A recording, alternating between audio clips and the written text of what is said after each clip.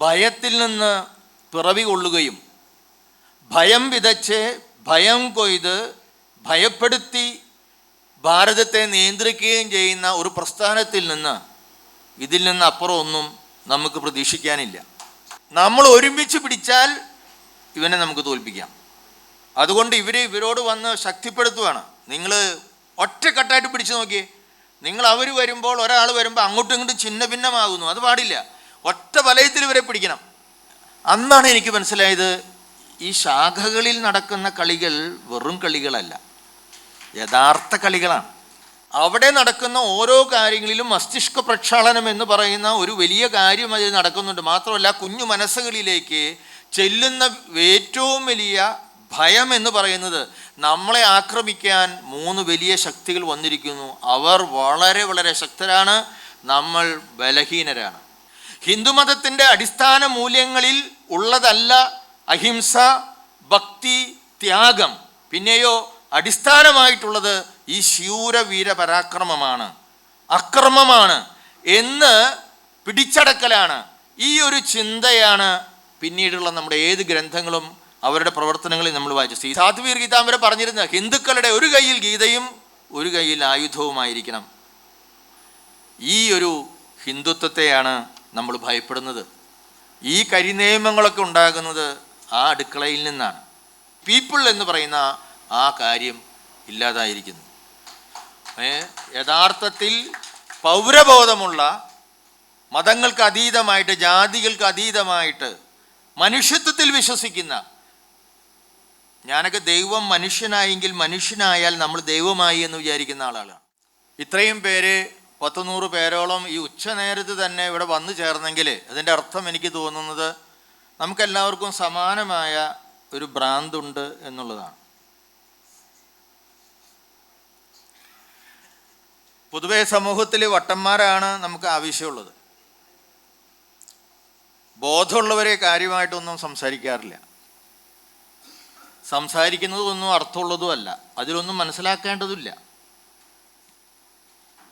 അതുകൊണ്ടാണ് ഷോം ബോദ്രിയാർ എന്ന് പറയുന്ന ചിന്തകൻ, ഫ്രാൻസിലെ ഉത്തരാധുനിക ചിന്തകൻ, അതിനെക്കുറിച്ച് പറഞ്ഞിട്ടുണ്ട്. There is nothing to understand. ഒന്നുകൂടെ മനസ്സിലാക്കാനില്ല. കാരണം നമ്മൾ സംസാരിക്കുന്നത് മുഴുവൻ ആർക്കോ വേണ്ടി നമ്മൾ സൃഷ്ടിക്കുന്ന ഒരു കാര്യമാണ്. പക്ഷേ അങ്ങനെയൊക്കെ ജീവിക്കുന്ന ഒരു സമൂഹത്തിൽ ഇങ്ങനെയുള്ള ആളുകൾ, ഈ പ്രായമുള്ള ആളുകൾ, ജസ്റ്റിസൊക്കെ അല്ലേ, എന്താ സ്ഥിതി, പാവം 2ാമത്തെ സെഷൻ്റെ ആളാണ്, പക്ഷേ തെറ്റിപ്പിടിച്ച് വന്നാന്ന് എനിക്ക് തോന്നുന്നത്. അതോ അറിഞ്ഞുകൊണ്ട് വന്നാണോ എന്ന് അറിഞ്ഞുകൂടാ. ഷംസുദ്ദീൻ ജസ്റ്റിസൊക്കെ നേരത്തെ വന്നിരിക്കുവാണ്.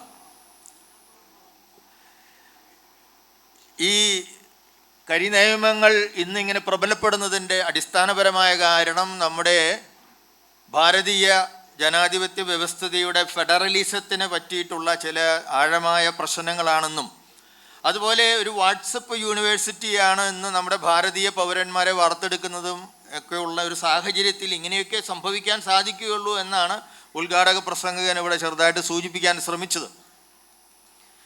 ഞാൻ അതിൽ നിന്നും വ്യത്യസ്തമായ ഒരു രീതിയിൽ ചില അനുഭവങ്ങൾ പറയാനാണ് ആഗ്രഹിക്കുന്നത്. ഒരുപക്ഷെ സംഘപരിവാർ സംഘടനകളെക്കുറിച്ച് ഒരു ഗവേഷണ പ്രബന്ധം തയ്യാറാക്കിയാൻ ഒരു ഇടവന്ന ഒരാളെന്ന രീതിയിലും, അതിനെ തുടർന്ന് കുറച്ചൊക്കെ ഇപ്പോഴും പഠിക്കാൻ ശ്രമിക്കുന്ന ഒരാളെന്ന രീതിയിലും, ഈ കരിനിയമങ്ങൾ പുറപ്പെടുവിക്കുന്ന നമ്മുടെ ഏതാനും പതിറ്റാണ്ടുകളായിട്ട് ഇന്ത്യൻ രാഷ്ട്രീയത്തെ നിർണായകമായി സ്വാധീനിച്ചുകൊണ്ടിരിക്കുന്ന BJP ഗവൺമെൻറ്റിൻ്റെ ചാലകശക്തിയായിട്ട് വർക്ക് ചെയ്യുന്ന ഈ സംഘപരിവാർ RSS പ്രസ്ഥാനങ്ങളുടെ ആ കാരണവരുടെ കീഴിലുള്ള 10-60ഓളം വരുന്ന പോഷക സംഘടനകളുടെ അവസ്ഥ എന്തുകൊണ്ട് ഇങ്ങനെ ആയിത്തീർന്നു, എന്തുകൊണ്ട് ഉറങ്ങുന്നവർ നമ്മൾ ഉണരേണ്ട കാലം തന്നെയാണ് എന്ന് ഉള്ള ഒരു ചെറിയ പ്രമേയം മാത്രം പറയാനാണ് ഞാൻ ആഗ്രഹിക്കുന്നത്. അത് വളരെ ലളിതമാണ്. ഭയത്തിൽ നിന്ന് പിറവി കൊള്ളുകയും ഭയം വിതച്ച് ഭയം കൊയ്ത് ഭയപ്പെടുത്തി ഭാരതത്തെ നിയന്ത്രിക്കുകയും ചെയ്യുന്ന ഒരു പ്രസ്ഥാനത്തിൽ നിന്ന് ഇതിൽ നിന്ന് അപ്പുറം ഒന്നും നമുക്ക് പ്രതീക്ഷിക്കാനില്ല.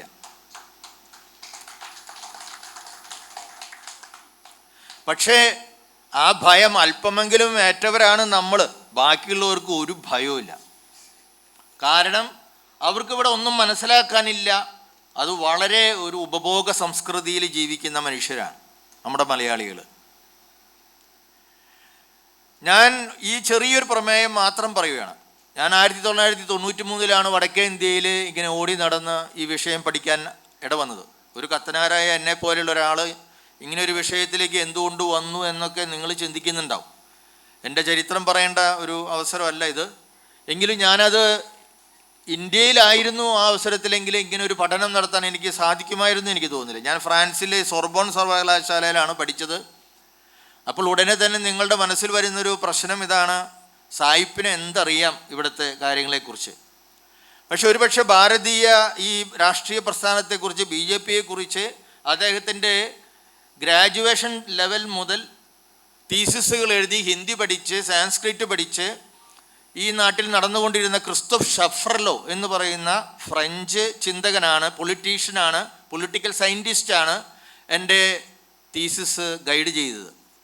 അദ്ദേഹം എന്നോട് പറഞ്ഞു, ഫാദർ ഈ ഉടുപ്പും അച്ഛനുമാണെന്നൊക്കെ പറഞ്ഞു കഴിഞ്ഞാൽ നാട്ടിൽ പോയി ആ ഫാദറിന് ഒരു കണയും കിട്ടാൻ സാധ്യതയില്ല. അദ്ദേഹം ഫ്രഞ്ചിലാണ് പറയുന്നത് കേട്ടോ. ഫ്രഞ്ചിൽ കണ എന്ന് പറഞ്ഞൊരു വാക്കൊന്നുമില്ല, അത് തൃശ്ശൂർക്കാരൻ്റെ ഒരു വാക്കാണ്.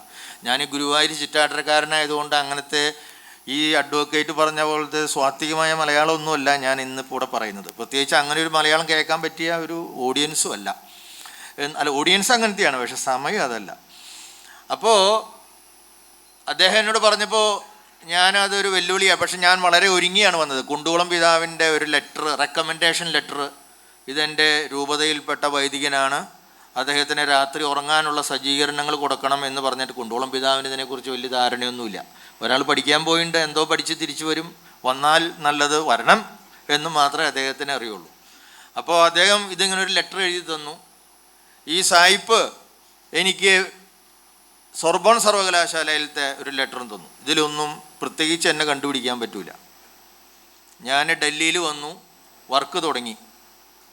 അവിടെ വന്ന് വർക്ക് തുടങ്ങിയപ്പോൾ ആദ്യമേ തന്നെ ഞാൻ ഒരു പ്രീ ഡോക്ടറേറ്റിന് വേണ്ടിയിട്ട് ഒരു ഗവേഷണ പ്രബന്ധം 150 പേജിൻ്റെ എഴുതി സോർബോൺ സർവകലാശാലയിൽ സ്ഥാപിച്ചതിന് ശേഷമാണ് എനിക്ക് ഈ ഡോക്ടറേറ്റ് തുടങ്ങാൻ അനുവാദം തന്നത്.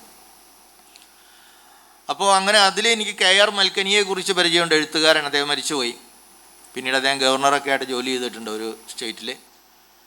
അപ്പോൾ KR മൽക്കനീനെ ആദ്യം ഇൻ്റർവ്യൂ ചെയ്യാമെന്ന് വിചാരിച്ചു. അപ്പോൾ അവിടേക്ക് എത്തിപ്പെടണമെങ്കിൽ ഞാൻ അവിടെ ചെന്ന അവസരത്തിൽ ബാബറി മസ്ജിദ് പൊളിച്ചതിൻ്റെ പേരിൽ അഡ്വാനി ജയിലിലാണ്. അഡ്വാനി എന്നൊക്കെ പറയുമോ, അഡ്വാനിജി എന്ന് പറയണം ഞാൻ വേണമെങ്കിൽ ശരിക്ക്. പിന്നെ നിങ്ങൾ RSSകാരല്ലാത്തതുകൊണ്ട് ഞാൻ അങ്ങനെ പറയുന്നത് എന്ന് വിചാരിക്കുന്നു. ഇതിൽ എത്ര RSS ഉണ്ടോയെന്ന് നമുക്ക് അറിഞ്ഞൂടെ, ഉണ്ടായാലും കുഴപ്പമില്ല. എനിക്ക് 61 വയസ്സായി. നമ്മൾ എപ്പോൾ വേണമെങ്കിലും റെഡിയാണ് ചാവാനായിട്ട്. ചാവുകയാണെങ്കിൽ ഒരു പ്രതിമ നമ്മുടെ പേരിൽ ഉണ്ടാവുമല്ലോ എന്നുള്ളൊരു സന്തോഷം മാത്രമേ എനിക്കുള്ളൂ. പിന്നെ അത് പണിയുമ്പോൾ കറുത്ത പ്രതിമ പണിതോളൂ. കാരണം ഈ വെളുത്തതായാൽ പിന്നെ അത് മാറി കാക്ക തൂറുമ്പോൾ അത് കളറ് മാറാനായിട്ട് സാധിക്കും. എൻ്റെ കളറിന് ചേരുന്ന ഒരു അയ്യങ്കാളിയുടെ ചിത്രം വേണം നിങ്ങൾ പണിയാനായിട്ട്. അപ്പോൾ അവിടെ മൽക്കനീന് കിട്ടാൻ വേണ്ടി എന്താ വഴിയെന്ന് വിചാരിച്ച് ഞാൻ BJPയുടെ കേന്ദ്ര ഓഫീസിലേക്ക് ചെന്നു. അവിടെ ചെന്ന് കഴിഞ്ഞപ്പോൾ റേച്ചൽ മത്തായി എന്ന് പറയുന്ന ഒരു സ്ത്രീ ട്രിവാൻഡ്രത്ത് നിന്ന് അവരുടെ ഇത് ബോഡിയിലുണ്ട്. അദ്ദേഹത്തെ ഞാൻ മെല്ലെ കണ്ടു. ക്രിസ്ത്യാനി ബന്ധമുണ്ടല്ലോ. അപ്പോൾ ഞാനങ്ങനെ ഉടുപ്പിടാണ്ട് പോയി പറഞ്ഞു. അപ്പോൾ ചേച്ചി പറഞ്ഞു, ഒരു ഇൻ്റർവ്യൂ ആദ്യം പുള്ളിയുടെ കയ്യിൽ നിന്ന് മേടിച്ചു. എനിക്ക് പുള്ളിയുടെ കയ്യിൽ നിന്ന് ഇൻ്റർവ്യൂ മേടിക്കണമെന്ന് വലിയൊന്നും ഉണ്ടായിരുന്നില്ല. പക്ഷെ നമ്മുടെ വഴിയിൽ പോകുമ്പോൾ സ്ട്രാറ്റജിക്കലായിട്ട്, സാറിവിടെ സ്ട്രാറ്റജി എന്നൊക്കെ പറഞ്ഞതുപോലെ ഒരു വഴിയായിട്ട് എടുത്തതാണ്. ആൾ പറഞ്ഞു KR മൽക്കനീനെ അറേഞ്ച് ചെയ്ത് തരാം. അങ്ങനെ KR മൽക്കനീനെ പോയി കണ്ടു. ഞാൻ ഒരു ഇംഗ്ലീഷിൽ ഒരു നടത്തി. അദ്ദേഹത്തിന് വളരെ ഇമ്പ്രസ്ഡായി എന്നെക്കുറിച്ച്. ഇങ്ങനെ ഒരു മനുഷ്യൻ പഠിക്കുന്നുണ്ടല്ലോ. അപ്പോൾ എൻ്റെ പേര് കുണ്ടുകുളങ്ങര ദയാനന്ദദാസൻ എന്നൊക്കെയാണ്. ഞാൻ ആ അവസരത്തിൽ ഒരു ഭാരതീയവൽക്കരണത്തിൻ്റെ വലിയൊരു ദാതാവാണ് ഞാൻ. വാസ്തവത്തിൽ ഭാരതത്തെ വളരെയധികം സ്നേഹിക്കുന്ന ഒരാളാണ് ഞാൻ. RSSകാരോട് തന്നെ പറഞ്ഞിട്ടുണ്ട്, നിങ്ങൾ ഈ ഗോൾവൽക്കർ എഴുതിയ വിചാരധാരയിലെ ആ 3 അധ്യായങ്ങൾ മാറ്റുവാണെങ്കിൽ ഞാൻ ട്രൗസർ ഇട്ട് നിങ്ങളുടെ കൂടെ വരാൻ റെഡിയാണ് എന്ന് ഞാൻ അവരോട് പറഞ്ഞിട്ടുണ്ട്. അത് മാത്രമേ എനിക്കതിൽ തടസ്സമുള്ളൂ. അങ്ങനെ KR മൽക്കനി സാറിനെ കണ്ടു. അതിനുശേഷം ഞാൻ അന്ന് കുശുഭാവ് താക്കറെ, അദ്ദേഹമാണ് BJPയുടെ വൈസ് പ്രസിഡൻറ്റ്, കാരണം പ്രസിഡൻറ്റ് ജയിലിലാണ്. അദ്ദേഹത്തോട് ഹിന്ദി എനിക്കറിയാൻ പാടില്ല, ധന്യവാദം എന്ന് മാത്രമേ എനിക്ക് പറയാൻ അറിയുള്ളൂ. തുമാരാ നാം ക്യാ ഹേ എന്നൊക്കെ പറഞ്ഞ് ചിലപ്പോൾ മേരാ നാം ക്യാ ഹേ എന്നൊക്കെ ചോദിച്ചു കളയും. അങ്ങനെയൊക്കെയുള്ള ഒരു അറിവാണ് 10ാം ക്ലാസ് വരെ പഠിച്ചെങ്കിലും. അപ്പോൾ ഞാൻ അദ്ദേഹത്തിൻ്റെ അടുത്ത് ചെന്നിട്ട് ഹിന്ദി അറിയാത്തത് വലിയൊരു ഉപദ്രവമായി. കാരണം ഹിന്ദി അറിഞ്ഞെങ്കിൽ ഞാൻ എല്ലാത്തിനും ഉത്തരം പറയണമായിരുന്നു വടക്കേ ഇന്ത്യയിൽ. അപ്പോൾ ഞാനിങ്ങനെ പിന്നെ കയ്യാങ്കളിയൊക്കെയാണ് ഇങ്ങനെ കാണിക്കുകയുള്ളൂ. അപ്പോൾ അദ്ദേഹം എനിക്ക് മനസ്സിലായി, KR മൽക്കനിയുടെ ലെറ്റർ കൊണ്ട് ദീനദയാൽ റിസർച്ച് ഇൻസ്റ്റിറ്റ്യൂട്ടിൽ പോയിട്ട് ലൈബ്രറി കയറാൻ നോക്കിയിട്ട് നടന്നില്ല. അദ്ദേഹം BJP ആണ്. അപ്പോൾ എനിക്ക് മനസ്സിലായി RSSൻ്റെ നല്ല ആളുകളെ കിട്ടണം, പ്രചാരകരെ കിട്ടണം. അങ്ങനെയാണ് ഞാൻ ഖുശ്ബു താക്കറെ BJPയുടെ വൈസ് പ്രസിഡൻ്റ് ആണെങ്കിലും BJPയുടെ പ്രധാന സ്ഥാനത്തിരിക്കുന്നവരെല്ലാം പ്രചാരകന്മാരാണല്ലോ RSSൻ്റെ. അപ്പോൾ ഞാൻ അവിടെ ചെന്ന് അദ്ദേഹം എനിക്ക് ഹിന്ദിയിൽ ഒരു ലെറ്റർ എഴുതി തന്നു. ഇതൊരു പണ്ഡിതനാണ്, ഇദ്ദേഹത്തിന് എനിക്കന്ന് 30 വയസ്സേ ഉള്ളൂ, എന്നെ കണ്ടിട്ട് അങ്ങനെ തോന്നിയിട്ടാവില്ല, ലെറ്ററിൻ്റെ വെളിച്ചത്തിലാണ്. അത് കാണിച്ചു പറഞ്ഞു ഇയാൾക്ക് വേണ്ട സൗകര്യങ്ങൾ ചെയ്തു കൊടുക്കണം എന്ന് പറഞ്ഞു. പിന്നെ ഞാൻ ദീനദയാൽ ഇൻസ്റ്റിറ്റ്യൂട്ടിൽ പോയി, അവിടെ RSSൻ്റെ ഇതിലൊക്കെ പോയി പുസ്തകങ്ങളൊക്കെ മേടിച്ചു. പക്ഷെ വളരെ സൂക്ഷിച്ചാണ് ഞാൻ പ്രവർത്തിച്ചത്, കാരണം അവരെല്ലാം എന്നെ ശ്രദ്ധിക്കുന്നു. ഒരുപാട് ഞാൻ അങ്ങനത്തെ വിശേഷങ്ങളിലേക്കും ഉണ്ടായ അനുഭവങ്ങളിലേക്കും ജീവൻപ്പെട്ട അനുഭവങ്ങളിലേക്കും ഒന്നും ഞാനിപ്പോൾ ഇവിടെ കിടക്കുന്നില്ല. ഇവിടെ നമ്മുടെ പ്രശ്നം എന്താ, ഞാൻ പറഞ്ഞ പ്രമേയത്തിലേക്ക് വരികയാണ്. ഞാനത് കഴിഞ്ഞ് ഭോപ്പാലിൽ അവിടുത്തെ വർക്കൊക്കെ കഴിഞ്ഞ് ഞാൻ പിന്നീട് ഭോപ്പാലിൽ വന്നു. ഭോപ്പാലിൽ വന്നപ്പോൾ ഭോപ്പാലിനടുത്ത് ഒരു സബർബിൽ ഒരു 1000-ഓളം സംഘ RSSൻ്റെ പരിശീലനം ലഭിച്ചിട്ടുള്ള വിവിധ പ്രദേശങ്ങളിൽ നിന്ന് ഒത്തുകൂടിയിട്ടുള്ള അവരുടെ സ്റ്റേറ്റ് ക്യാമ്പ് നടക്കുകയാണ്. അപ്പോൾ ഞാൻ അവിടേക്ക് ഒരു എൻട്രി സംഘടിപ്പിച്ചിരുന്നു. അങ്ങനെ അവരെന്നോട് പറഞ്ഞു 6 മണിക്ക് വരണം എന്ന് പറഞ്ഞു. ഞാൻ കൃത്യം 6 മണിക്ക് ചെന്നപ്പോൾ അവർ വളരെ പങ്ക്ച്വൽ, എന്നെ 6 മണിക്ക് ഒരാൾ കൊണ്ടുപോകാൻ വന്നു, ഈ അവിടെ ഇതിൽപ്പെട്ടത്. അങ്ങനെ ഞാൻ ഈ ഡ്രസ്സിലൊന്നും അല്ല കേട്ടോ, നമുക്കറിയാലോ അങ്ങനെ ഉദ്ദേശിച്ച് നടക്കൂല, കാരണം ഞാൻ ഡൽഹിയിൽ അങ്ങനെ ആരംഭിച്ചതാണ്. പിന്നെ അതോടുകൂടെ നമ്മൾ തെറി കേട്ട് പിന്നെ അത് മാറി. പിന്നെ ഞാനൊരു ഈഫൽ ടവറിൻ്റെ ഒരു സാധനമൊക്കെ ഇട്ടിട്ട് നല്ല അടിപൊളി ഒരു ബുൾഗാൻ താടിയൊക്കെ വെച്ച് ഒരു ഇന്ത്യൻ ഫ്രഞ്ചുകാരനായിട്ടാണ് പിന്നെ പ്രത്യക്ഷപ്പെടുന്നത്. എന്നാൽ അച്ഛൻ്റെ ഇവിടെ പോകുമ്പോൾ ഉടുപ്പെടുത്തലും എനിക്കൊരു കിടക്കാൻ സ്ഥലം തരണേ എന്ന് പറയും. ഇങ്ങനെയുള്ള പരിപാടികളിലാണ് നമ്മൾ നടക്കുന്നത്. അപ്പോൾ അങ്ങനെ ചെന്നു. അപ്പോൾ അവർ പറഞ്ഞു വന്നോളൂ, എന്നെ കൊണ്ടുപോയി ഒരു സ്കൂട്ടർമേ, ബജാജ് സ്കൂട്ടർമേ, ഞാൻ ഇപ്പോൾ ഓർക്കുന്നുണ്ട്, തണുപ്പത്ത് ഡിസംബർ മാസത്തിൽ ഞാനിങ്ങനെ അവിടെയൊക്കെ ചെന്ന് ഇങ്ങനെ കണ്ടപ്പോൾ ഭയങ്കര കളികളും ഡ്രില്ലൊക്കെ നടക്കുവാണ്. അത് കഴിഞ്ഞ് എന്നെ ബ്രേക്ക്ഫാസ്റ്റിന് ക്ഷണിച്ച അവസരത്തിൽ എൻ്റെ സംഘാടകരായ ആളുകളോട് ഞാൻ ചോദിച്ചു, അവരെന്നോട് ചോദിച്ചു ആർ യു ഇംപ്രസ്ഡ് എന്നൊക്കെ എന്നോട് ചോദിച്ചു. അപ്പോൾ ഞാൻ പറഞ്ഞു ചെറുപ്പക്കാരാണ്, വളരെ നല്ലതാണ്, പക്ഷെ എനിക്ക് അത്ര വലിയ ഇമ്പ്രഷനൊന്നും തോന്നിയില്ല. എന്തുകൊണ്ടാണ് ഈ കളിക്കണത്, കബഡി കളിയാണ്, എന്തുകൊണ്ട് ഇതൊക്കെ നിങ്ങൾ കേരളത്തിൽ കളിക്കണതാണ് കബഡി കളി. ഞാൻ നോക്കിയപ്പോൾ പ്രധാനപ്പെട്ടൊരു കളി ഇങ്ങനെ 2 കളം തിരഞ്ഞ് നമ്മൾ ചെറുപ്പം മുതലേ കളിക്കുന്നതാണ്. ഒരു സൈഡിൽ 2, 3, 4 പേര്, ഇങ്ങേ സൈഡിൽ കുറേ പേര് ട്രൗസർ ഇട്ടിട്ട് അവനെ പിടിക്കണോ, കാലുവാരുക എന്നുള്ളതാണല്ലോ നമ്മൾ മലയാളി ആദ്യം മുതൽ പഠിക്കുന്നത്. അത് ഇങ്ങനെ പഠിച്ച് നമ്മൾ കൃത്യമായിട്ട് ചെയ്തുകൊണ്ടിരിക്കുന്ന കാര്യമാണ്. ഇതിപ്പോൾ ഇത്ര സയൻറ്റിഫിക്കായിട്ട് പഠിക്കേണ്ട കാര്യമുണ്ടോ? അപ്പോൾ ഞാൻ അയാളോട് ഇത്രയൊന്നും പറഞ്ഞില്ല, ഞാൻ ഇങ്ങനെ ഉള്ളിൽ വെച്ചുകൊണ്ട് ഇങ്ങനെ പറഞ്ഞു. അപ്പോൾ പുള്ളി പറഞ്ഞു no you have not understood anything. അപ്പോൾ ഞാൻ പറഞ്ഞു ഞാനൊരു പൊട്ടനെ പോലെ എങ്ങനെ ഇരുന്നു, കാരണം എൻ്റെ അവിടെ നിന്ന് തന്നെ പറഞ്ഞുള്ള വിവരമുള്ള ഒരാൾ പോലെ അഭിനയിക്കരുത്, തനി പൊട്ടനായിട്ട് നടക്കണം എന്നാണ് പറഞ്ഞത്. അപ്പോൾ അതുകൊണ്ട് ഞാൻ അങ്ങനെ തന്നെ നിന്നു. അപ്പോൾ അദ്ദേഹം എന്നോട് പറഞ്ഞു you know in 1 column you might have seen only 3 people and you noticed they are ബഹുത് അച്ച, ഭയങ്കര തടിമാടന്മാരും സ്റ്റൗട്ടായിട്ടുള്ള ആൾക്കാരാണ്. അഡ്വൈസറും കാളീശ്വർ എന്ന് പറഞ്ഞ ആളുടെ ഒരു ഡബിൾ ഉള്ള ടീം, മാധവൻകുട്ടീനും വേണമെങ്കിൽ പിടിക്കാം, ആ ടൈപ്പ് സാധനം. പിന്നെ അവിടെയുള്ളത് ഞാൻ ജസ്റ്റിസൊക്കെ പോലെ ഊച്ചാളികൾ പോലെയുള്ള കുഞ്ഞ്, ഞാനൊക്കെ ജസ്റ്റിസിന് ഊച്ചാളി എന്നൊന്നും പറയരുത് കേട്ടോ, അങ്ങനെ ഞാൻ ഉദ്ദേശിച്ചില്ല. ഞാൻ ഈ പറയുന്ന സ്ഥലത്തൊക്കെ ഇങ്ങനെ സർക്കാസ്റ്റിക്കായിട്ട് പറയുന്നത് കൊണ്ട് എന്നെ ഒരുപാട് പേര് ആക്രമിക്കുന്നുണ്ട്. അപ്പോൾ അതുകൊണ്ട് ഇത് മീഡിയ അത് മാത്രം പിടിച്ച്, പക്ഷേ ഞങ്ങൾ തമ്മിൽ വളരെ സുഹൃത്തുക്കളാണ്. ഞാൻ അന്ന് ഒരു ഊച്ചാളി പോലെയായിരുന്നു, ജസ്റ്റിസിൻ്റെ പോലെയല്ല, വളരെ മെലിഞ്ഞ്. അപ്പം ഞാൻ ഇങ്ങനെ കളിയായപ്പോൾ അവർക്ക് ഒരു വിഷമം. ഇവർ പറഞ്ഞു no those 3 persons they represent 3 communities in India, communist, Christians, Muslims. അപ്പോൾ അപ്പുറത്ത് ഈ ഞരണം കെട്ട പിള്ളേർ 6 ട്രൗസർ ഇട്ടിട്ട് കുറേ എണ്ണം പോലത്തെ അടപ്പ് ചെറിയ സാധനങ്ങളാണ് അങ്ങേ സൈഡിൽ, ഒരു 10-20 എണ്ണം ഉണ്ട്. അപ്പോൾ ഞാൻ പറഞ്ഞു അവർക്ക് അതാണ് ഇതിൻ്റെ കാര്യം. ഈ കളിയിലൂടെ ഒരു കാര്യം ഞങ്ങളോട് അവിടെ പറഞ്ഞു കൊടുക്കുകയാണ്. നമ്മൾക്ക് ഇന്ത്യയുടെ ഭാരതത്തിൻ്റെ അഖണ്ഡതയ്ക്ക് തുരങ്കം വയ്ക്കുന്ന 3 വിദേശ ശക്തികളാണ് കമ്മ്യൂണിസ്റ്റുകാർ, മുസ്ലിങ്ങൾ, ക്രിസ്ത്യാനികൾ. ഇവർ ശക്തരാണ്. അവരെ നമ്മളിവിടെ ഇങ്ങനെ 100 സംഘടനകളായിട്ട് പിരിഞ്ഞു കിടക്കുകയാണ്. ഇതൊരു വാസ്തവമല്ലേ? നമ്മളെ ഒന്നിപ്പിക്കണം. നമ്മൾ ഒരുമിച്ച് പിടിച്ചാൽ ഇവനെ നമുക്ക് തോൽപ്പിക്കാം. അതുകൊണ്ട് ഇവരോട് വന്ന് ശക്തിപ്പെടുത്തുകയാണ്. നിങ്ങൾ ഒറ്റക്കെട്ടായിട്ട് പിടിച്ചു നോക്കിയേ. അവർ വരുമ്പോൾ, ഒരാൾ വരുമ്പോൾ അങ്ങോട്ടും ഇങ്ങോട്ടും ഛിന്ന ഭിന്നമാകുന്നു. അത് പാടില്ല. ഒറ്റ വലയത്തിൽ ഇവരെ പിടിക്കണം. അന്നാണ് എനിക്ക് മനസ്സിലായത് ഈ ശാഖകളിൽ നടക്കുന്ന കളികൾ വെറും കളികളല്ല, യഥാർത്ഥ കളികളാണ്. നമ്മൾ നോക്കുമ്പോൾ തൊട്ടാണ് രാവിലെ 6 മണിക്ക് ഉച്ചതിരിഞ്ഞ് ഈവനിക്ക് അവിടെ മണപ്പുറത്ത് ഞാൻ ഇടയ്ക്ക് പോയി വായിക്കാൻ അപ്പുറത്ത് ഇരിക്കാറുണ്ട് ആലിൻ്റെ ചോട്ടിൽ. ഇന്നലെയും പോയി കുറേ നേരം അവിടെ ഇരുന്നു. അപ്പോൾ നമ്മളിങ്ങനെ കാണും അവിടെ ഇങ്ങനെ കുറച്ച് പേര് ഇങ്ങനെ വന്ന്, ഇന്നലെ ഞാൻ കണ്ടില്ല കേട്ടോ, ഏത് സ്ഥലങ്ങളിൽ ഇങ്ങനെ പബ്ലിക് സ്ഥലങ്ങളിലൊക്കെ ഇങ്ങനെ കാണും. വളരെ നടുക്കിലൊരു ചെറിയൊരു ഭഗവത് വച്ച് ഉണ്ടാവും, കാവിക്കൊടി ഉണ്ടാവും. പിന്നെ സമയത്തിന് ഒരു ആളൊരു ട്രൗസർ ഇട്ടിട്ട്, അത് മുഖ്യ ശിക്ഷകൻ എന്നാണ് അവർ പറയുന്നത്, വലിയ പേരാണ്, അദ്ദേഹം വരും. അപ്പോൾ ഈ പിള്ളേരെല്ലാം ഇങ്ങനെ നിൽക്കും. പലതരത്തിലുള്ള ശാഖകളുണ്ട്, അതിനെക്കുറിച്ച് ഞാൻ പറയുന്നില്ല. അത് കഴിഞ്ഞ് അദ്ദേഹം ഇങ്ങനെ കുറച്ച് ശിക്ഷണങ്ങളൊക്കെ കൊടുക്കും. അത് കഴിഞ്ഞ് ഡ്രില്ലാണ്. ആദ്യം പതാകയെ ഭഗവദ്വജനെ ആദ്യം വന്ദിക്കുന്നു. അത് കഴിഞ്ഞ് ഇവർ ഇച്ചിരി ഡ്രില്ല് കിടന്നു. പിന്നെ നമ്മുടെ ദേശീയ ഗാനം ദേശീയ ഗാനം നമ്മുടെ അല്ല, RSSൻ്റെ ദേശീയ ഗാനം പാടുന്നു. അത് കഴിഞ്ഞ് പിന്നെ ഇൻസ്ട്രക്ഷൻസ് ക്ലാസ്സുകൾ, ഇങ്ങനെയൊക്കെ പറഞ്ഞാൽ വളരെ സിമ്പിൾ കാര്യമാണ് നമുക്ക് തോന്നും. പക്ഷേ അവിടെ നടക്കുന്ന ഓരോ കാര്യങ്ങളിലും മസ്തിഷ്ക പ്രക്ഷാളനം എന്ന് പറയുന്ന ഒരു വലിയ കാര്യം അതിൽ നടക്കുന്നുണ്ട്. മാത്രമല്ല കുഞ്ഞു മനസ്സുകളിലേക്ക് ചെല്ലുന്ന ഏറ്റവും വലിയ ഭയം എന്ന് പറയുന്നത്, നമ്മളെ ആക്രമിക്കാൻ 3 വലിയ ശക്തികൾ വന്നിരിക്കുന്നു. അവർ വളരെ വളരെ ശക്തരാണ്, നമ്മൾ ബലഹീനരാണ്.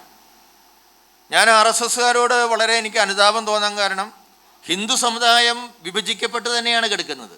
അവരെ ഒരുമിപ്പിക്കുന്ന സംഘടനകൾ വേണം. ഞാനാ പക്ഷക്കാരനാ.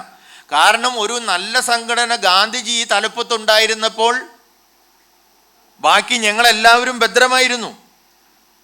ചില സമൂഹങ്ങളുടെയും മതങ്ങളുടെയും പ്രശ്നം ആരും തലപ്പത്ത് നിയന്ത്രിക്കാനില്ല എന്നുള്ളതാണ്.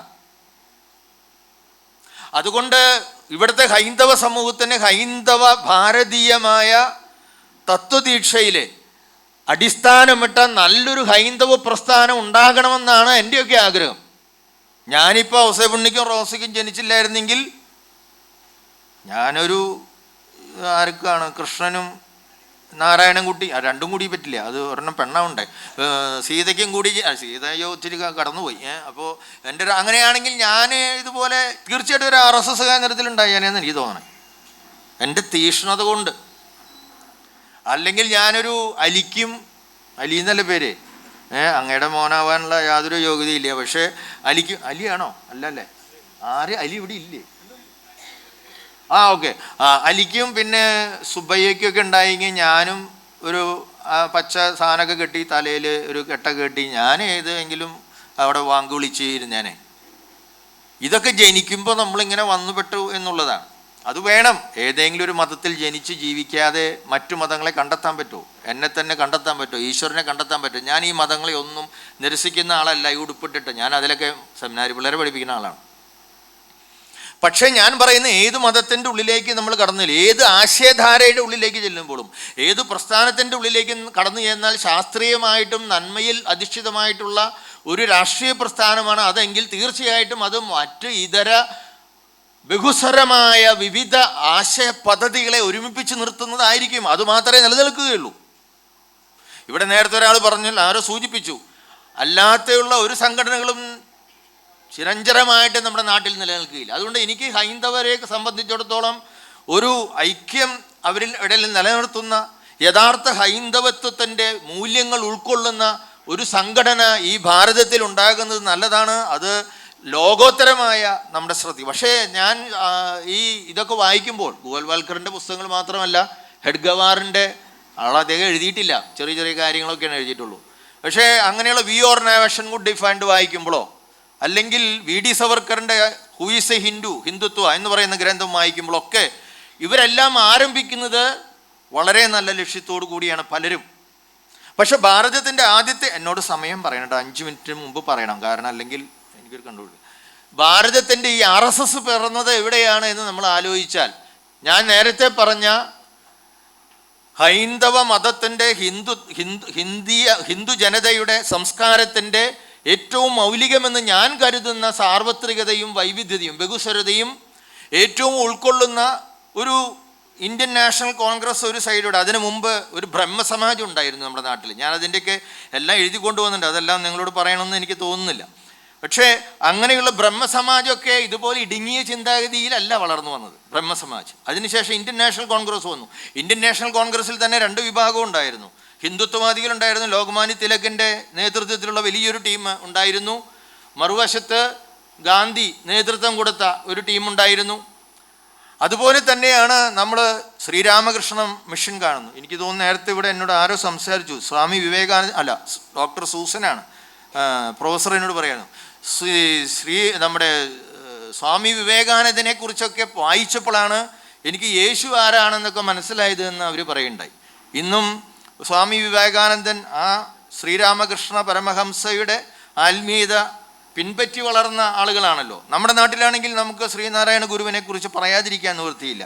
അങ്ങനെയുള്ളൊരു സദനമാണല്ലോ ഇന്നിങ്ങനെ ഒരു വേദിക്ക് വേണ്ടി തുറന്നു കൊടുത്തിട്ടുള്ളത്. അപ്പോൾ ഇങ്ങനെയുള്ള ഒരു ഹൈന്ദവ ആത്മീയതയുടെ ഒരു ധാരയുണ്ട് നമ്മുടെ നാട്ടിൽ. എല്ലാവർക്കും ഒരുമിച്ച് വസിക്കാവുന്ന, എല്ലാവർക്കും പരസ്പരം താങ്ങാകാവുന്ന, ശക്തിപ്പെടുത്താവുന്ന, ഒരുമിച്ച് വലിയ കാര്യങ്ങൾ നേടാവുന്ന ഒരു പാരമ്പര്യമുള്ള ഒരു ഭാരതീയത ഇവിടെയുണ്ട്. ആ ഭാരതീയതയ്ക്ക് വിരുദ്ധമായിട്ടുള്ള ചില പ്രസ്ഥാനങ്ങളാണ് ആര്യസമാജ് രൂപപ്പെട്ടത്. ആര്യസമാജ് രൂപപ്പെട്ടു. അതിനുശേഷം നമ്മൾ അതേ സ്വാമി ദയാനന്ദ സരസ്വതിയുടെ ആയിരുന്നു. ഹിന്ദു മഹാസഭ രൂപപ്പെട്ടു. അതിലാണ് വി ഡി സേവർക്കർ വന്നതെന്ന് നിങ്ങൾക്കറിയാം. പിന്നെ ഹിന്ദുത്വ നാഷണൽ കോൺഗ്രസ്സിൽ തന്നെ കുറച്ച് ഹിന്ദുത്വവാദികളുണ്ടായിരുന്നു. പക്ഷേ ഈ ഏതാണ്ട് ഇവരുടെ ഒരു ഓരം പറ്റിയാണ് RSSും പിളർന്നത്. RSS ഭയത്തിൽ നിന്ന് ജനിച്ചു എന്ന് ഞാൻ പറയാൻ കാരണം മറ്റൊന്നുകൊണ്ടുമല്ല. ഞാൻ അവരുടെ ആദ്യത്തെ ഭാഗങ്ങൾ വായിക്കുമ്പോൾ അവർ ഈ ലോകത്ത് സംലഭ്യമായിട്ടുള്ള എല്ലാ ഐഡിയോളജിയെയും അവർ പഠിക്കുന്നുണ്ട്. എല്ലാ ഐഡിയോളജിയും അവർ വിലയിരുത്തുന്നുണ്ട്. ക്യാപിറ്റലിസം, കമ്മ്യൂണിസം, സെക്കുലറിസം, ഹ്യൂമനിസം, അതുപോലെ ദീനദയാൽ ഉപാധ്യായയുടെ ഇൻ്റഗ്രൽ ഹ്യൂമനിസം നമ്മൾ വായിച്ചു കഴിഞ്ഞാൽ ഈ എല്ലാ ആശയ പദ്ധതികളെക്കുറിച്ചും അവർ പഠിക്കുന്നുണ്ട്. പഠിക്കുന്ന ആളുകളാണ് ഇവരൊക്കെ. പക്ഷെ പഠിക്കുന്ന വീക്ഷണത്തിൻ്റെ കണ്ണട മാത്രമാണ് നമ്മുടെ പ്രശ്നം. അവരങ്ങനെ വായിച്ച് വന്ന് അവർ പറയുകയാണ്, ഭാരതത്തെ എൻ്റെ ആത്മാവിനെ ഉൾക്കൊള്ളുന്ന ഒരു സംഘടന വേണം. അത് നാഷണലിസത്തിലേ പറ്റുകയുള്ളൂ. അവിടെയൊക്കെ അവർക്ക് ചില പെശകുകളുണ്ട്, എന്തെങ്കിലും ആവട്ടെ.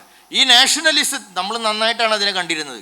യൂറോപ്പിൽ പറയുന്ന അർത്ഥത്തിലല്ല നമ്മൾ നാഷണലിസം എന്നിവിടെ ഉപയോഗിക്കുന്നത്.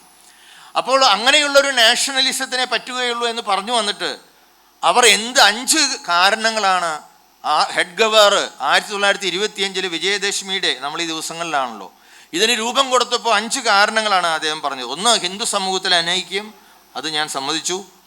2, ബ്രിട്ടീഷ് വിദ്യാഭ്യാസത്തിലൂടെ ഇവിടെ ഒരു ആധുനിക ജനത, വളരെ സെക്കുലർ ആശയങ്ങളിലുള്ളൊരു യുവ ഹിന്ദു ജനത ഭാരതത്തിൽ വളർന്നു വരുന്നു എന്നുള്ളത് വളരെ വേദനാജനകമായിട്ടാണ് ഹെഡ് ഗവർ കണ്ടത്. അതുപോലെ കോൺഗ്രസിൻ്റെ മുസ്ലിം അനുഭാവപരമായ ഒരു നീക്കം. ബ്രിട്ടീഷ് ഗവൺമെൻറ് ഏതാണ്ട് കഴിഞ്ഞ നൂറ്റാണ്ടിൻ്റെ അവസാനത്തിൽ തന്നെ ഗാന്ധിയോട് ഏതാണ്ട് സൂചിപ്പിച്ചായിരുന്നു, നിങ്ങൾ മുസ്ലിങ്ങളും ഹിന്ദുക്കളും ഒരുമിച്ച് നിൽക്കുകയാണെങ്കിൽ നിങ്ങൾക്ക് സ്വാതന്ത്ര്യം തരാൻ ഞങ്ങൾ തയ്യാറാണ്. ഖിലാഫത്ത് പ്രസ്ഥാനത്തിൻ്റെയൊക്കെ ചരിത്രം ഞാനിവിടെ പറയുന്നില്ല, നിങ്ങളെല്ലാം ഇത് വായിക്കുന്നവരാണ്.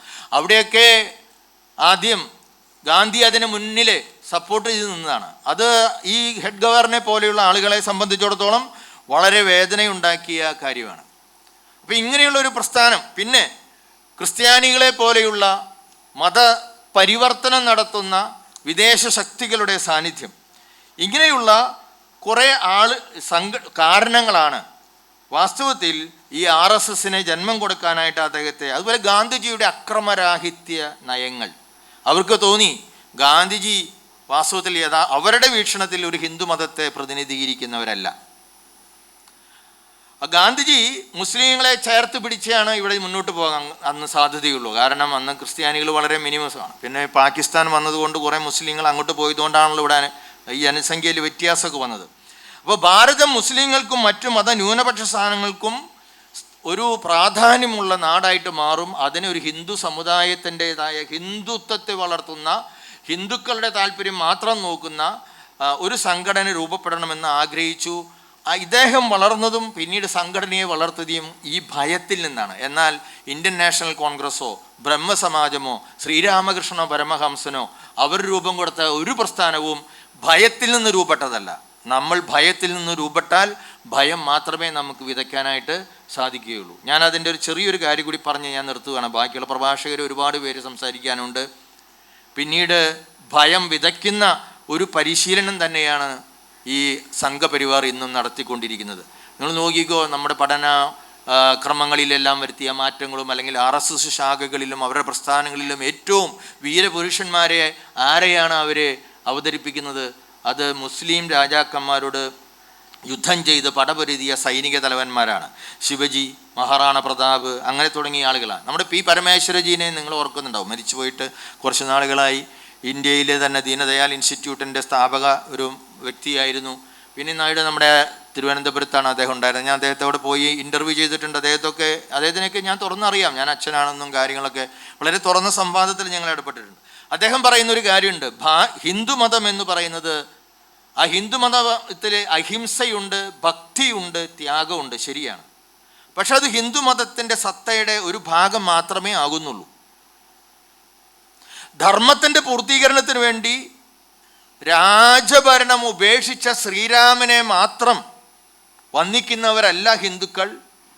പിന്നെയോ അധർമ്മത്തിൻ്റെ ശക്തിയായ രാവണനെ, അസുരനെ വകവരുത്തിയതിന് ശേഷം സീതയെ മോചിപ്പിച്ച് വീണ്ടും രാജഭരണം പിടിച്ച ഒരു ശ്രീരാമനെയാണ് ഞങ്ങൾക്കിഷ്ടം. ഇവിടെയാണ് സാധാരണ ഹിന്ദുമതവും നമ്മൾ ഇന്ന് നമ്മെ ഭയപ്പെടുത്തുകയും നമ്മൾ ഭയപ്പെടുകയും ചെയ്യുന്ന ഹിന്ദുത്വവും തമ്മിലുള്ള വ്യത്യാസം സംഭവിക്കുന്നത്. ഹിന്ദുമതത്തിൻ്റെ അടിസ്ഥാന മൂല്യങ്ങളിൽ ഉള്ളതല്ല അഹിംസ, ഭക്തി, ത്യാഗം. പിന്നെയോ അടിസ്ഥാനമായിട്ടുള്ളത് ഈ ശൂരവീര പരാക്രമമാണ്, അക്രമമാണ് എന്ന് പിടിച്ചടക്കലാണ്. ഈ ഒരു ചിന്തയാണ് പിന്നീടുള്ള നമ്മുടെ ഏത് ഗ്രന്ഥങ്ങളും അവരുടെ പ്രവർത്തനങ്ങളിൽ നമ്മൾ വായിച്ചു.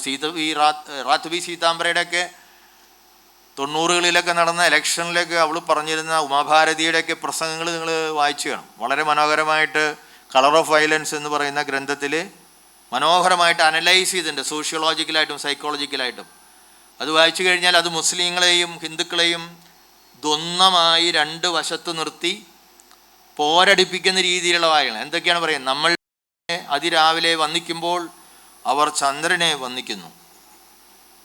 നമ്മൾ മുണ്ട് എവിടേക്ക് എടുക്കാറ്? ഞാനത് ഇപ്പോൾ എടുക്കണത് കരവന്താക്ഷ സാറ് റൈറ്റിലേക്കല്ല എടുത്തത്. റൈറ്റിലേക്ക് എടുക്കുമ്പോൾ, നമ്മൾ വലത്തേക്ക് എടുക്കുമ്പോൾ അവർ ഇടത്തേക്ക് എടുക്കുന്നു. നമ്മൾ പശുവിനെ ആരാധിക്കുമ്പോൾ അവർ പശുവിനെ കൊല്ലുന്നു. ഇതെല്ലാം പറയുമ്പോൾ ഉണ്ടല്ലോ ജനം ആർത്തിരമ്പുകയാണ്, ആയിരക്കണക്കിന് ആളുകൾ. എന്നാൽ നമ്മൾ ചെയ്യുന്നതിന് എല്ലാത്തിനും എതിരാണ് മുസ്ലിങ്ങൾ ചെയ്യുന്നതെങ്കിൽ നമ്മൾ വായിലൂടെ ഭക്ഷിക്കുകയും വിസർജ്യം, ഇവിടെ ഞാൻ പറയുന്നില്ല സ്ഥലം, അത് അത്ര മോശമുള്ള സ്ഥലമൊന്നുമല്ല, അതില്ലെങ്കിൽ നമുക്ക് പിന്നെ ജീവിക്കാൻ പറ്റില്ല, അതിലൂടെ വിടുകയും ചെയ്യുന്നതിന് വിരുദ്ധമായിട്ടല്ലേ മുസ്ലിങ്ങൾ ചെയ്യേണ്ടത് എന്നാണ് അവൾ പ്രസംഗിക്കുന്നത്. അപ്പോൾ ജനം ഭയങ്കരമായിട്ട് കൂവാണ്. എന്നാൽ നമ്മൾ ഇതിന് പകരം ചോദിക്കേണ്ടത് ഇവിടെയല്ല, വോട്ട് പെട്ടിയിലാണ്. വോട്ടാക്കി മാറ്റുന്ന മാസ്മരിക ശക്തി ഉമാഭാരതിയുടെയും സാത്വി റീതാംബരയുടെയൊക്കെ നമ്മൾ, ശശികല ടീച്ചറൊന്നും അവിടെ ഒന്നുമല്ല. അത് ഈ ഇവിടെ ഇങ്ങനെ കിടന്ന് ചാടണമെന്ന് മാത്രമേ ഉള്ളൂ. അപ്പോൾ ഹിന്ദുക്കളുടെ, അദ്ദേഹം തന്നെ സാത്വി റീതാംബര പറഞ്ഞിരുന്ന, ഹിന്ദുക്കളുടെ ഒരു കയ്യിൽ ഗീതയും ഒരു കയ്യിൽ ആയുധവുമായിരിക്കണം. ഈ ഒരു ഹിന്ദുത്വത്തെയാണ് നമ്മൾ ഭയപ്പെടുന്നത്. ഈ കരിനിയമങ്ങളൊക്കെ ഉണ്ടാകുന്നത് ആ അടുക്കളയിൽ നിന്നാണ്. അതുകൊണ്ട് ഇതിനെ നേരിടാൻ നമുക്ക് സാധിക്കണമെങ്കിൽ, ഞാനിന്ന് വിചാരിക്കുന്നത് രാഷ്ട്രീയക്കാർക്കൊക്കെ സാധിക്കുമെങ്കിൽ സാധിക്കട്ടെ. നമ്മുടെ എല്ലാ രാഷ്ട്രീയ പ്രസ്ഥാനങ്ങളും മതപ്രസ്ഥാനങ്ങളും മോദിയുടെ മുന്നിൽ ഇങ്ങനെ നമിച്ചു നിൽക്കുകയാണ്, ഞാൻ ഉൾപ്പെടുന്ന ആളുകളടക്കം. നമ്മളൊക്കെ ഇങ്ങനെയുള്ള കാര്യങ്ങൾക്കെതിരെ പറഞ്ഞ് അടി കൊണ്ട് നാറാണ് കല്ല് തോണ്ടുക എന്ന് മാത്രം. പക്ഷെ അതാണ് യേശുവിനെ പറഞ്ഞിട്ടുള്ളത്. അതുകൊണ്ട് അതൊരു നല്ലൊരു തെളിവാണ്. നമ്മൾ ഇവരൊക്കെ ആക്രമിക്കുമ്പോൾ നമ്മൾ നേരായ പാതയിലാണ് പോകുന്നത്. നിങ്ങളൊക്കെ ഗാന്ധിയന്മാരൊക്കെയാണല്ലോ ഇവിടെ ഇരിക്കുന്നത് കുറേ പേര്. അപ്പോൾ അങ്ങനെയുള്ള ആളുകളെയൊക്കെ ആൾക്കാരെ ആക്രമിക്കണമെങ്കിൽ സന്തോഷിക്കണം, നമ്മൾ നേരായ പാതയിലാണ്. ഇനിയിപ്പോൾ ഈ പ്രായത്തിലൊക്കെ എങ്ങനെയെങ്കിലും വയസ്സായി ഒരു രക്തസാക്ഷിയൊക്കെ ആയിട്ട് മരിക്കുകയാണെങ്കിൽ കമ്മ്യൂണിസ്റ്റ് പാർട്ടി ആണെങ്കിൽ ഒരു കൊടിയെങ്കിലും കുത്തും, ഒരു ചുമന്ന സാധനമൊക്കെ വയ്ക്കും, ഇല്ലേ? അങ്ങനെയൊക്കെ ഉണ്ട്. എല്ലാവരും തന്നെ എന്തെങ്കിലുമൊക്കെ ചെയ്യും. ഞങ്ങളൊക്കെ ആണെങ്കിൽ ഒരു ഒപ്പീസ് ചെല്ലും വളരെ മനോഹരമായിട്ട്. അപ്പോൾ ഇങ്ങനെയൊക്കെയുള്ള ഒരു ആദരവെങ്കിലും നിങ്ങൾക്ക് കിട്ടും. നമുക്ക് വേണ്ടത് പൗരസമിതികളാണ്, സിവിൽ സൊസൈറ്റീസാണ്. ഭാരതത്തിൻ്റെ ഫെഡറലിസവും അല്ലെങ്കിൽ ജനാധിപത്യവും ഈ കോൺസ്റ്റിറ്റ്യൂഷനും ഇതൊന്നും നിലനിൽക്കാത്തതിൻ്റെ കാരണം ഇവിടെ ഇന്ന് ജനത എന്ന് പറയുന്ന പീപ്പിൾ എന്ന് പറയുന്ന പീപ്പിൾസ് ഗവൺമെൻറ് എന്ന് പറയുന്ന ഈ പീപ്പിൾ എന്ന് പറയുന്ന ആ കാര്യം ഇല്ലാതായിരിക്കുന്നു.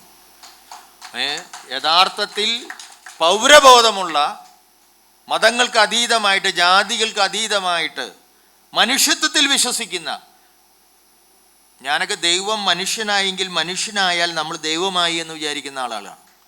അങ്ങനെയുള്ള സംഹിതകളിൽ വിശ്വസിക്കുന്ന സാധാരണ പച്ച മനുഷ്യർ ഒരുമിച്ച് കൂടുന്ന കുഞ്ഞു കുഞ്ഞു വേദികൾ ഇവിടെ എറണാകുളത്ത് ഒന്നല്ല, അതിലധികം വേണം. അതുപോലെ ഓരോ സ്ഥലത്തും നമ്മളായിരിക്കുന്ന ഇതിൽ പങ്കെടുക്കുന്നവർ നടത്തി നമ്മുടെ ചുറ്റുപാടുകളിൽ തന്നെ വർഗീയതയുടെ വിഷവുമായിട്ട് ആളുകൾ പ്രസംഗം തുടങ്ങുമ്പോൾ വായടപ്പിക്കാൻ നമുക്ക് സാധിച്ചാൽ നമുക്ക് എന്തെങ്കിലും പരിഹാരം ഉണ്ടാകും. ജനമിളകാതെ ഇതൊന്നും പരിഹരിക്കപ്പെടുമെന്ന് ഞാനൊരു വിപ്ലവത്തിന് വേണ്ടി ആഹ്വാനം ചെയ്യുകയാണെന്ന് വിചാരിക്കണേ, അങ്ങനെ വിചാരിച്ചോട്ടെ. പക്ഷേ ഞാൻ പറയുന്ന വിപ്ലവം ആയുധം കൊണ്ടല്ല, ഗാന്ധിജിയുടെ പാതയിൽ മുന്നോട്ട് പോകുന്ന, നെൽസൺ മണ്ടേലയുടെ മുന്നോട്ട് പോകുന്ന അങ്ങനെയുള്ള ഒരു വിപ്ലവമില്ലാതെ ഇങ്ങനെയുള്ള അടുക്കളയിലെ ഈ കശാപ്പുകൾ നിലനിർത്താൻ നമുക്ക് സാധിക്കുകയില്ല. നിങ്ങൾക്ക് ഒരിക്കൽ കൂടി സംഘാടകർക്ക് നന്ദി പറഞ്ഞുകൊണ്ട് ഈ അവസരം